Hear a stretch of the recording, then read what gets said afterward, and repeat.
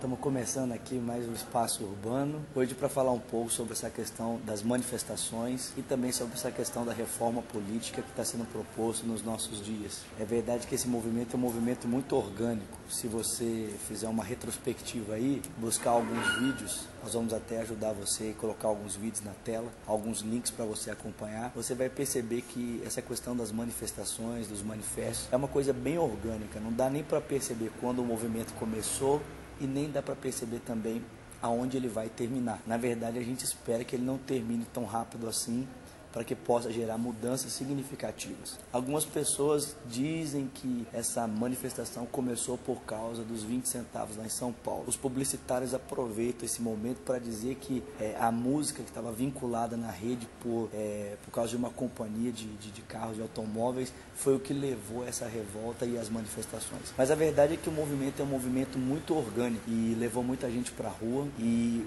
muita gente para a rua com esse desejo intenso de uma mudança, de justiça, e foi muito legal porque a princípio penso eu que as manifestações giraram mesmo em torno dessa questão dos 20 centavos, do passe livre, essa questão do aumento do transporte em São Paulo, mas depois acabou tomando uma outra proporção, um outro viés. Pontos muito importantes foram levantados. Aliás, se você der uma olhadinha nas mídias sociais, você vai perceber que existem alguns pontos que são até meio conflitantes, assim, que os movimentos que estão levando a sério essa questão das manifestações estão tentando colocar de maneira secundária para que não firam os demarcos ideológicos. Um exemplo, a questão da religião, do movimento de LGBT, esse embate que existe entre protestantes, católicos e o movimento de LGBT. Essa é uma causa que o pessoal está tentando ao máximo, o pessoal que está levando a sério as manifestações, colocar de lado. Por quê? Porque isso fere princípios ideológicos de ambos os lados. Então o pessoal está tentando ao máximo manter a hegemonia do movimento, né? Uma linguagem que seja comum aos vários segmentos que estão ali sendo representados nas manifestações, para que isso não caia em desuso, em descrédito e o movimento se disperse. Então, eu acho que foram essas 5 pautas mesmo, né? Acho que são 5 pontos que acabaram chegando até mesmo no Congresso Brasileiro, e uma vez que chegaram no Congresso Brasileiro, levaram a nossa presidente a um pronunciamento, ou a presidenta a um pronunciamento. E eu estou aqui com os 5 pontos sugeridos, né, para a reforma política. Eu queria até lê-lo com você, para que você pudesse saber do que está tratando. Se você ouvir um pouco de barulho, gente, a gente está aqui num lugar meio privado, mas ao mesmo tempo a vida lá fora está funcionando. Então, se você ouvir um pouco de barulho na gravação aí, não esquenta não, tá? A gente não está no meio de uma guerra não. Mas olha só, os 5 pontos sugeridos do plebiscito é o seguinte. São, primeiro, o financiamento das campanhas eleitorais, que é o financiamento público, privado ou misto. O sistema eleitoral, né? Será mantido o voto proporcional para a Câmara dos Deputados? Como é que isso funciona atualmente? Ou serão adotados outros modelos de escolha de representantes, como o voto distrital misto, que engloba características de ambos os sistemas? Os suplentes do Senado, um outro tema proposto para a apreciação na consulta, é o modelo de suplência no Senado. Atualmente, suplentes integram a chapa dos senadores titulares. Dilma propõe que os parlamentares incluam no plebiscito questões relativas ao fim do voto secreto no parlamento e sobre a manutenção ou não das coligações partidárias em questão da eleição. Então, os coligamentos partidários e o voto secreto no parlamento. Dentre esses todos aqui, gente, eu penso que são assuntos que, infelizmente, a nossa população está bem despreparada para lidar com muitos deles. Principalmente a questão do voto distrital e a questão do plebiscito. Infelizmente, o nosso povo não está preparado para um momento histórico como esse. Eu não digo que ele não deveria acontecer e nem digo que nós não precisávamos de um momento como esse, mas é triste pensar que num momento histórico como esse, onde a política da nossa nação poderia tomar um outro rumo, o nosso povo se encontra num momento tão despreparado para enfrentar esse momento. Se você perguntar para os seus amigos, faz aí uma pesquisa, você mesmo, pergunta aí para 10 pessoas o que significa voto distrital. Talvez a maioria das pessoas nem saibam responder o que significa isso. A gente vai colocar alguns links aqui na tela também, para maiores esclarecimentos. Eu queria que você fizesse esse esforço de assistir cada um desses links, para que você possa conhecer um pouco dessa realidade do voto distrital. Um ponto positivo do voto distrital é o seguinte: nós teríamos verdadeiramente alguns representantes que realmente nos representariam. Por quê? porque a gente teria mais proximidade com o candidato que fosse eleito para representar o distrito. Só que tem um problema, gente.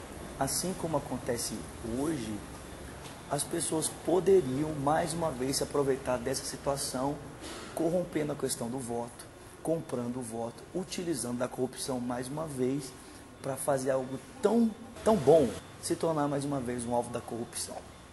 Então, a gente... Bom, assuntos diversos no espaço urbano, então, né, pastor? A gente vê aí, você falando sobre voto distrital, outras coisas mais.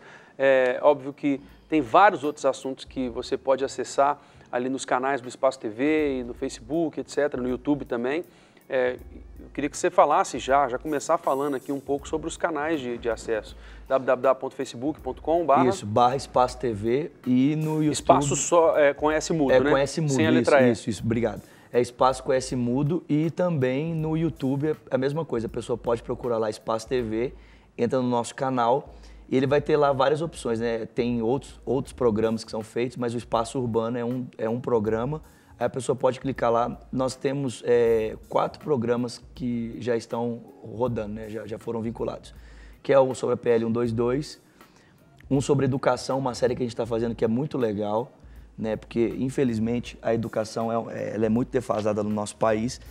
Então, é um assunto assim, que está rodando muito. Então, a gente foi atrás para saber como poderia ser feita uma melhoria na educação.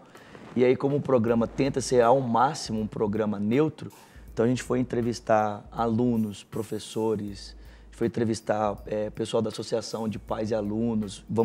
Estamos tentando marcar agora uma agenda para entrevistar, né? O pessoal responsável na política pela educação. E essa questão da reforma política, né, que foi um assunto, né, que as manifestações trouxeram à tona. E a gente está pensando até gravar também sobre a reforma tributária, né? Porque o pessoal fala sobre reforma política, mas você não ouve ninguém falando sobre reforma tributária. Mas eu queria aproveitar né? para a gente finalizar aqui o bate-papo com você, Vinícius, perguntar sobre a questão das manifestações, né? A sua ideia aí do espaço urbano surgiu a partir das manifestações e tantas outras coisas importantes e interessantes surgiram a partir das manifestações. Mas parece que deu uma esfriada. Você não acha, por exemplo, que o movimento nas ruas ele deve sinalizar um retorno? Porque não parece, agora citamos hoje aqui no início do programa sobre um período de recesso lá no Congresso Nacional, parece que o pessoal falou, não, deram uma acalmada, o pessoal não está voltando para as ruas. O que você acha? Você acha que o pessoal está planejando alguma coisa? O movimento, na verdade, ele continua acontecendo, né? Algumas pessoas ainda estão dormindo dentro da Câmara, dos lugares públicos, né? Mas assim, ele perdeu a sua força expressiva, que era aquela grande massa nas ruas, né?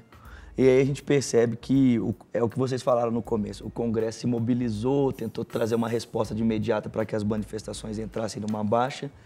E aí agora eles então estão tomando essa medida, né? Vamos fazer um recesso, já acalmou tudo mesmo. Eu acho que se a gente não continuar falando e não continuar se expressando, a coisa vai continuar da maneira como ela está mesmo. A minha preocupação é a preocupação que a gente até colocou nessa questão da reforma política, que as mudanças fossem mudanças significativas, o que a gente vê que não está acontecendo, né? A gente viu que algumas mudanças aconteceram, os royalties para a educação já estão sendo vetados, os royalties, né, para a saúde já estão sendo vetados, então muita coisa já está sendo voltada atrás, foi aquela resposta imediata só para conter o povo. Eu até, esses dias eu postei um negócio no meu Twitter, que eu falei assim, pô, estou com saudade de ouvir aquele grito de sem violência ecoando nas ruas de Belo Horizonte. Não o vandalismo, mas aquela revolta mesmo, assim, por um país mais justo. A indignação, a indignação. Que é saudável, né? Sim. Então, assim, a gente como igreja na rua está tentando, de alguma forma, levantar estratégias, né? Inclusive, sábado agora, às 15 horas, nós vamos ter uma assembleia, né? Então, todos os protestantes e que têm esses valores norteados pela palavra de Deus, né, podem estar participando conosco. E a participação é até mesmo saudável para que a gente possa saber de que maneira mesmo a igreja pode ser eficiente, efetiva nesses vários segmentos. Mas a gente precisa, de alguma forma, agir de maneira assim, bem apropriada para que a gente possa ver mudanças e não simplesmente promessas que, mais uma vez, não vão acontecer. Bom, essas mobilizações, então, provavelmente vocês vão divulgar ali nos canais, Sim, né? sim. E o canal de divulgação da Igreja na Rua é também no Facebook, né? O facebook.com/Igreja na Rua. Então, você conseguir mais informações sobre esses próximos ajuntamentos, você pode entrar ali no canal de comunicação. Pastor, obrigado pela Ô, Felipe, participação. eu que agradeço. Muito obrigado.